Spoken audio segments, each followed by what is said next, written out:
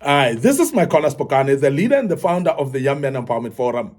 We are dealing with this great topic, how to navigate conflict through emotional intelligence, how to navigate conflict through emotional intelligence. Very, very important. And we are continuing with this topic. It's a great topic indeed that I believe strongly that as a young man, that will help you in your life because you will forever meet conflicts in your life.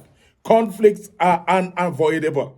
But I want to emphasize that conflict can be resolved and conflicts can be dealt with. But each time you deal with conflicts, it's very important that you use emotional intelligence because that is a vehicle that will help conflict resolutions.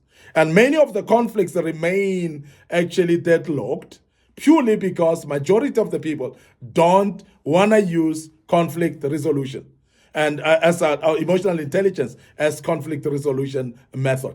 And this is very important because the more you use emotional intelligence, the more key it becomes in the sense that you are going to be able, actually, you are going to be able to run a conflict resolution session properly when you're using, because everybody, when you're using emotional intelligence, because everybody buys in to the session. Everybody becomes part of the session. They become happy to be involved. But when you don't use emotional intelligence, everybody opts out quickly. We have seen some of the emotion or some of the conflict resolution sessions that don't last long. And they don't even sit. People walk away actually from them purely because there is a lack of emotional intelligence in that.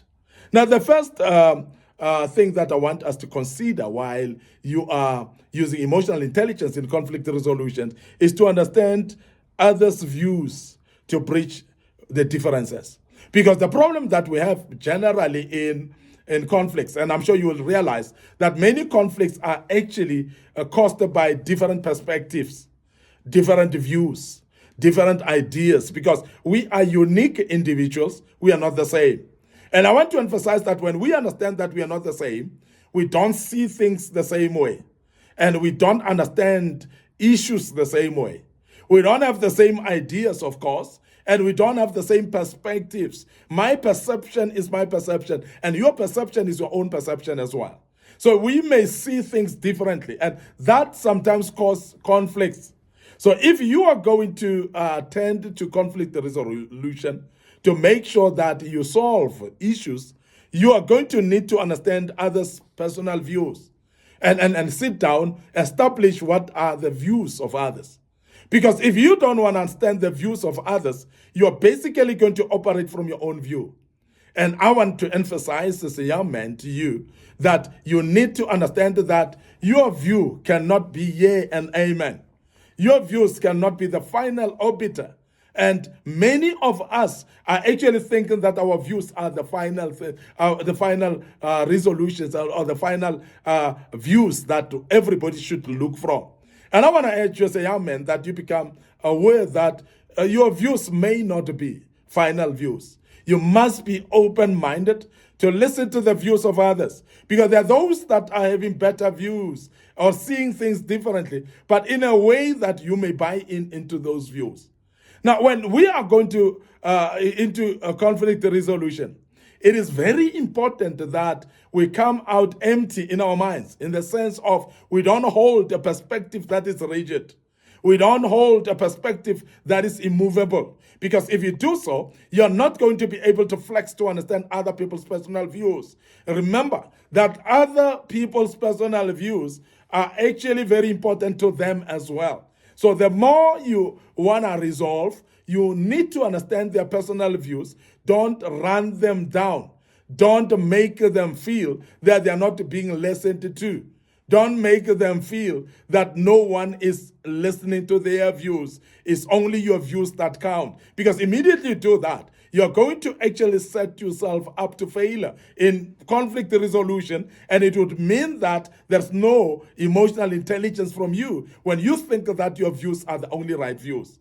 Don't dictate when you come to conflict resolution, but rather be able to sit and listen And that is why listening becomes the greatest skill in conflict resolution, because you listen to the perspectives and views of other people, and you are able to launch pad from that point of view, that people see it this way, and therefore you take it from that perspective and then start addressing issues based on the views of others. And many of us are not aware of that because we don't actually apply that at all. So please understand others' views, other people's views, and please bridge the differences because of that. Because sometimes you will start to understand that, okay, that is how you see it. It's strange because I saw it differently. The way I saw it, it was this way, but you see it this way. But when you look at it, you realize that we may all be of different views, but all correct in the sense of seeing things different way, but this thing is actually leading to the same direction. And some of the things are like that. We may see them differently, but it leads to the same direction. So, or to the same resolution, or to the same solution. It might be slightly different in approach, but it might be leading to the same. So that is the way we're mentioning that you need to bridge those differences by making sure that those views are respected and honored. And that's the only way you're going to be able to bridge those differences amongst you. Secondly, respectively agree to disagree. Because if you are going to be able to address issues with people, remember that you cannot agree, and I've said that just before, that you cannot agree on everything. I've said that before, that you are unique human beings, by the way. You're not the same. So if you're going to solve situations or get conflicts to be resolved, you're going to understand that you are different human beings with different minds, with different views, with different ideas and views and perspectives as well. And therefore, it's very important that you understand that you're not going to agree in everything. So therefore, you must be ready to disagree in other areas and agree to disagree. But also when you disagree to agree, when you agree to disagree, it is very important that you respectfully do that. You respect each other. You don't undermine each other. You don't disrespect each other in the process. And that's very important. And I want to emphasize that as a young man, when you're dealing with conflicts in an emotional, intelligent manner, please make sure that if you are mediating in a conflict of others, make people aware that they are not the same. Make them aware that they are of different ideas, different perspectives as well. Make them aware that they need to agree to disagree somewhere, but they must still respect each other. And that's actually a platform that is very key and very, very important that we emphasize that, because there are many times when people think that they must agree on everything. It's not possible because we are not seeing things the same way. It's not possible because we don't have the same perspective, as I've said, and ideas and the same minds. And our feelings are not the same. Our backgrounds are not the same. And therefore, our level of intelligence may still not be the same. And our wisdom as well, or rather, may not be the same as well. Because of those dynamics, it is not possible for us to agree on everything. So therefore, we must agree to disagree in some of the things in order to make sure that we are actually bridging the gap.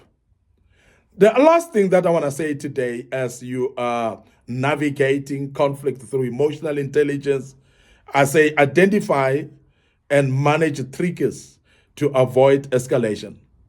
Because when you discuss conflict resolutions and you don't identify the triggers of the conflict, the causes, those things that makes the conflict to be like a felt fire, those things that makes the conflict to rise up again, even when you say you have solved.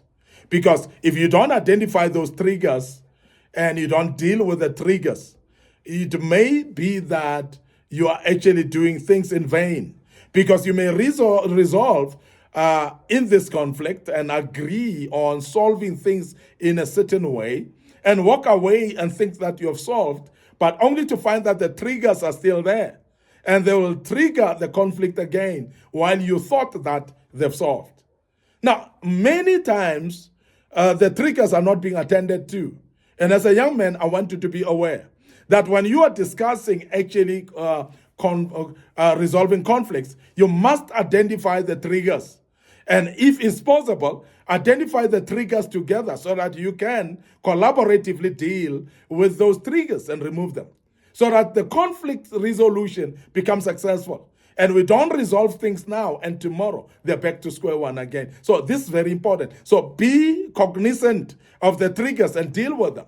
And don't ignore them, because those triggers are very important and they are real and they are there. And they are important to deal with, so that you can be able to resolve the matter. Because otherwise you're backwards and forwards. You're trying to resolve your conflict, but you keep on going back to the same thing, and you don't realize it's because of the triggers that are there all the time. Deal with the triggers, but identify them first. Because if you don't identify them, you may not be able to deal with them as well.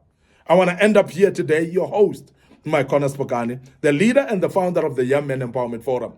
We are, remember, mandated to develop ordinary young men into extraordinary men of wisdom, integrity, and character. But we do this through wisdom principles. And I believe that you are learning out of this as a young man, and your life shall never be the same again. Before we check out, I want to remind you of our socials, which is social media platforms, our Facebook page, Micornus Phokane, our Facebook page, Young Men Empowerment Forum. Please like those pages. Please follow us on them. Click the notification button as well, because you may be notified when we've posted a video of this kind. Don't forget our YouTube channel is under Micornus Phokane, and also Young Men Empowerment Forum.